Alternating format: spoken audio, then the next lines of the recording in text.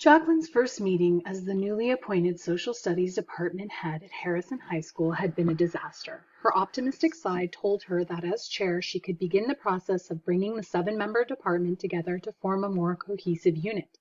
But of course, that need to bring the department together was also the source of her trepidation. She had very little experience working with colleagues, especially in the capacity of having to direct them to do anything. After 9 years as a faculty member at Harrison, she knew her social studies colleagues well. That is to say, she knew that they were an eclectic collection of individuals who could be difficult to work with. As a group, they claimed to be probably the best social studies department in the state. Over the years, she noted that her social studies colleagues were given to self-congratulatory remarks about how only their department maintained school rules and held students accountable. The student failure rate in the social studies department was the highest in the school. Her department colleagues saw this as a badge of honor. To them, it proved that they truly held their students to a higher standard. Jacqueline held a different, albeit unspoken, opinion. Of the 7 department members, 2 were women, Jacqueline and Joyce Kerr, who had been at Harrison for 29 years. Of the 5 men in the department, one was the assistant coach for the varsity football team, another was the union president, and a third was a former high school assistant principal who had decided to return to the classroom after 2 unsuccessful years as an administrator. A 4th male department member ran a struggling dry cleaning business after school. And the 5th, a man named Carl Dupree, was a former town mayor who still dabbled in local politics.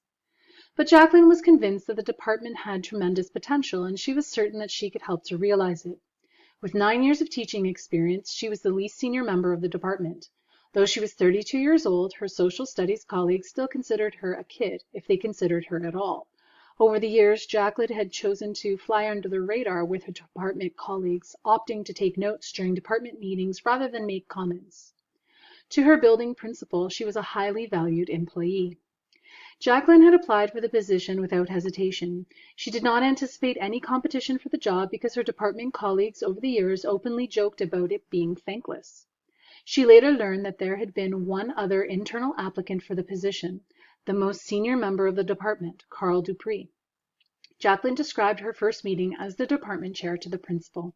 She explained that she had opened the meeting by discussing sign-up sheets for an array of new working groups: a scheduling committee, a curriculum alignment committee, a test analysis committee, a staff development committee, and a technology committee. "I wanted to begin a discussion on all these issues," said Jacqueline. "You know, the low passing rate, the fact that we don't use technology in our classrooms, our fragmented curriculum. These are critical issues for our department.